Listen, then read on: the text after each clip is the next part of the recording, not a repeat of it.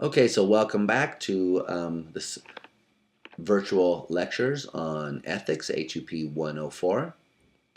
We're going to turn now to discussing egoism, and the terminology from our discussion on free will be coming in handy in this discussion. So, egoism comes in two distinct forms. There's what's known as psychological egoism, and then there's what's known as ethical egoism. So, psychological egoism is the claim that human beings are built in such a way that they always act in their own self interest. So, egoism is basically the idea that people act in their self interest.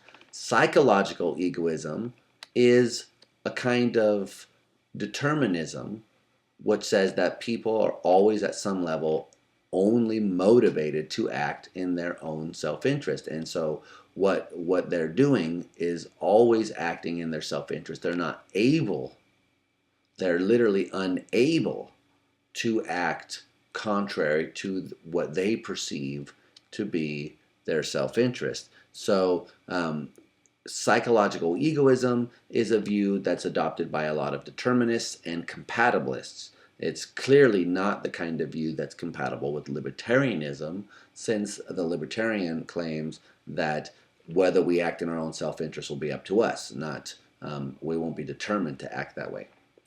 Now, ethical egoism, sorry, that's what I just said.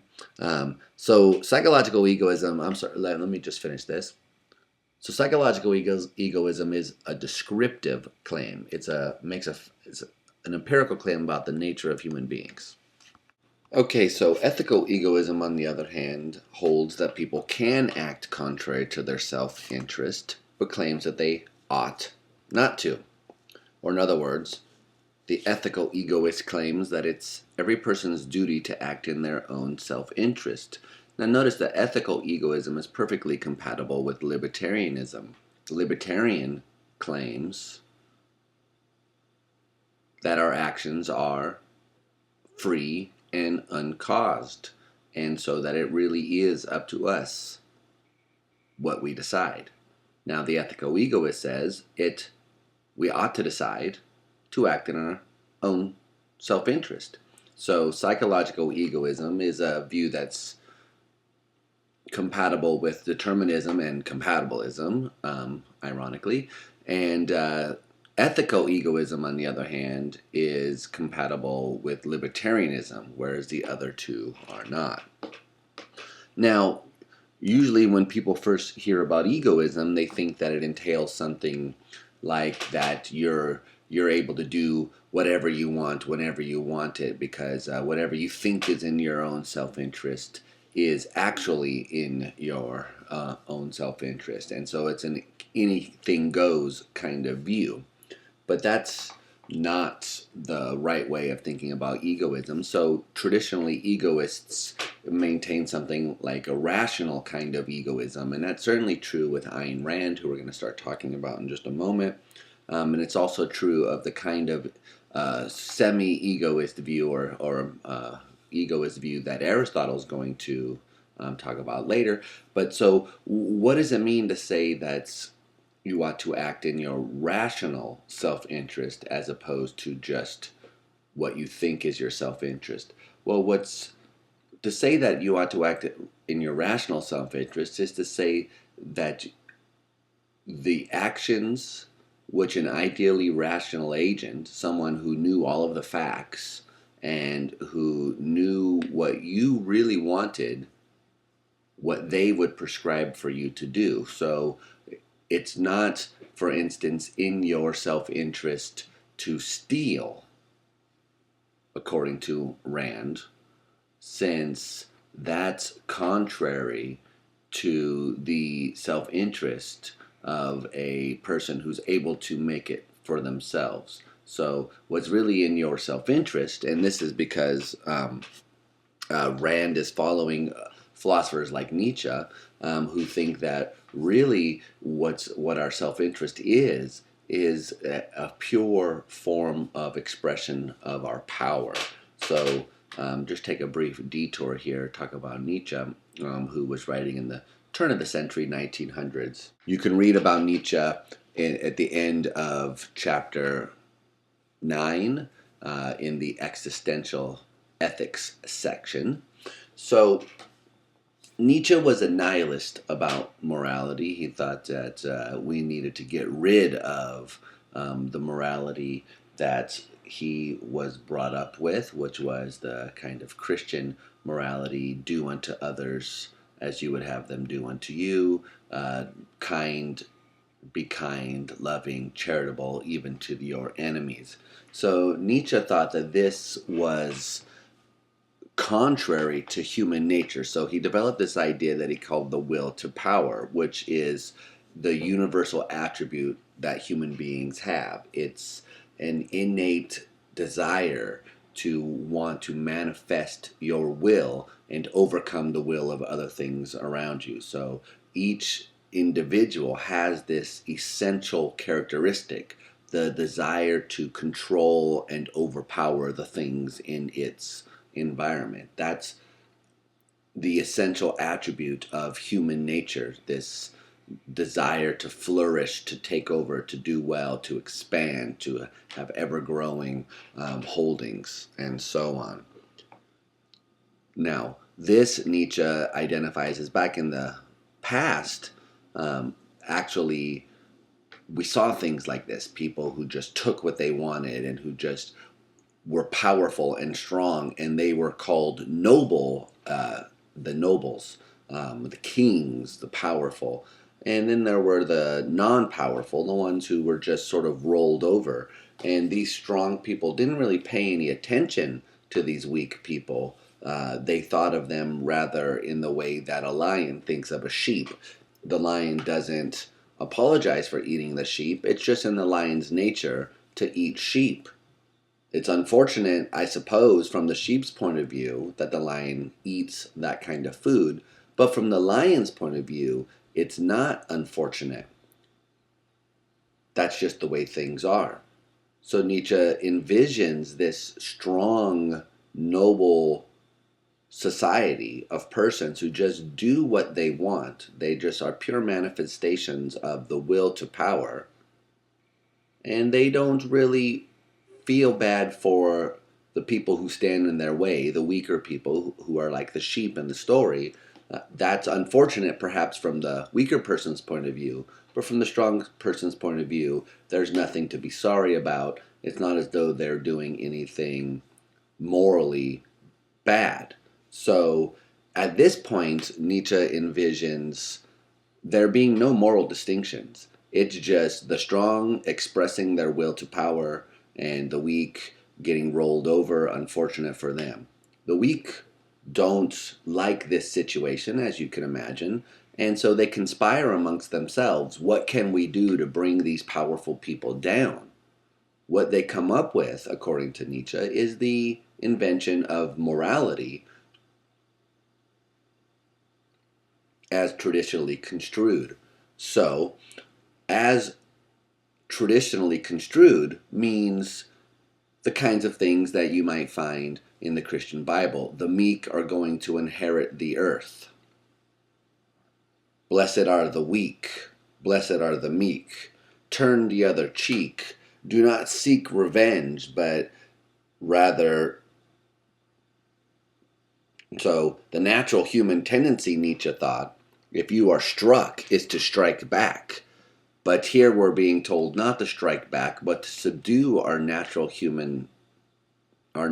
expression, but to subdue our natural expression of the will to power, and instead to turn the other cheek and be humble and meek. So this is to deny, according to Nietzsche, the very thing which is essential to our being human, the expression of our will to power. So traditional morality is a way of getting the strong person not to express their power, according to Nietzsche. So it's the best trick ever devised by the weak that you could think of, getting the strong to voluntarily restrain themselves and not express their power. That allows the weak people to rise up and control the strong people. And according to Nietzsche, you get an exact reversal of the natural state of affairs, namely where the strong are in control of things. So morality then is just a system devised by those without power as a way to control those with power. And Nietzsche argues what we need is to overthrow those traditional values, the values of turning the other cheek, the values of being meek, and to write new rules, the rules of pure expression of the will to power. So now Rand doesn't agree with every aspect of Nietzsche's view, but there are a lot of similarities. So while particular, and the book makes this clear in Chafee's book, she doesn't agree with this story about morality being traditional morality being made up to control the strong, but she does think that traditional morality ends up controlling the strong and of limiting their true potential. So someone who works very hard to make a lot of money is considered to be selfish, according to Rand, whereas there's no reason why they should be selfish. They're just pursuing their interest. They're manifesting certain virtues of hard work and intelligence and creativity, and those things are all good things. So there shouldn't be anything wrong with pursuing one's own self-interest, as long as it's this rational, enlightened sense of self-interest where one is trying to express one's will to power and become a true individual in the expression of one's individuality. So giving to oneself to the traditional morality of giving one's life over for someone else then is to deny this very individual essence, the very thing that you are, something that wants to flourish and strive and manifest itself in the world. So Rand thinks that the way that good and evil are used, good being the non-selfish act and evil being the selfish act, get things, again, contrary to our own human nature. So both Rand and Nietzsche then see egoism as affirming our very primal urge to express our wills, to express our individuality in the world. And they see traditional morality as limiting that expression, and so inhibiting our true and ultimate potential. So the most interesting form of egoism is the kind that appeals to social contract theory and tries to get all the rules of morality via something like a social contract. So Thomas Hobbes is a famous person who's a determinist, a compatibilist, who adopts psychological egoism and who tries to show that nonetheless we still get all the regular rules of morality about keeping promises and being nice to strangers and donating to charity. So how does he do that? Well, he assumes that psychological egoism is true, that some form of compatibilism is true, that people only act in their own self-interest. He imagined these people whose actions are determined by reasoning about their own self-interest in a state of nature, absent the state. So the state of nature is just a place where there's no authority, there's no rules. It's sort of Lord of the Flies or the island or whatever else you want to imagine. It's no police, no cop, just people in an area that can do whatever they want. Now, in such a state, Hobbes thinks, well, what we're going to have is a state of war. It's going to be every person against every person. You may collect some stuff, but someone else can just come and take it. And in this state of nature, Hobbes claims, there is no such thing as right or wrong. So it just people left to their own devices without any sort of state. There is no morality. It's just whoever can take it the strongest wins, the smartest wins, the fastest wins. It's not survival of the strongest, it's just survival of those that survive. So Hobbes basically thinks everyone is equal in the state of nature. You may be bigger than me, but I might be smarter than you. You may be faster than me, but I can dig a hole and disguise it better than you, or poison you, or what have you, invent a catapult, invent a rifle. So in the state of nature, it's basically everyone against everyone, and everyone's equal. So this is going to be a terrible state. It's going to be, as Hobbes puts it, nasty, brutish, and short. You're going to collect some stuff, but you can only keep it as long as you can. So every person is in a constant fear for their life. Now, what would a person who was only self-interested, they only cared about maximizing their own self-interest, what would a person in such a state do? Well, they would realize there would be only one option. They would somehow have to get other people to agree not to attack each other, not to take, not to cheat, not to kill. How could you do that? Well, you would have to enter into a mutual agreement with everyone around you. You would have to give up your right to do whatever you want and adopt a set of rules which would allow people to cooperate, allow you to acquire private property, to own a house, to own a car, an iPhone, to have a family, and not have to worry overly much about their safety. Now, that's the only way Hobbes says that you can really maximize your self-interest. So you enter into a contract. And it's at that point Hobbes says that morality is constructed, right? Morality is not something that exists independent of human beings, but it's real. It's real because we made it. Because we realized it's the only way that we could live a life with some peace of mind and really maximize our self-interest, right? Because what we want is to get the best situation for us. And so the way you get the best situation for you is by entering into this agreement with with everyone around you, creating the state, agreeing on a system of rules which allows everyone to prosper. And so therefore we end up with all the usual rules of morality according to Hobbes. You should keep your promises, right? Even if in some particular case it's not in your immediate self-interest to keep your promise. So you might say, I promise to pay you back this money, so I'll borrow the money from you, I promise to pay you back. But of course, what's in my self-interest is not to pay you back, but just to keep the money and say, ha, ha, ha. But Hobbes says, well, by doing that, you're actually harming your own self-interest, because once you start breaking your promises, other people are going to start breaking their promises. People are generally going to start to think, hey, the social contract is off. Nobody is honoring their agreements anymore. And you start this slide back into the state of nature. So the only reason that people are following these rules, Hobbes argues, is because they think everyone else is doing it. So it's in their long-term interest to keep following the rules, because that's the way you can acquire the most stuff and get ahead.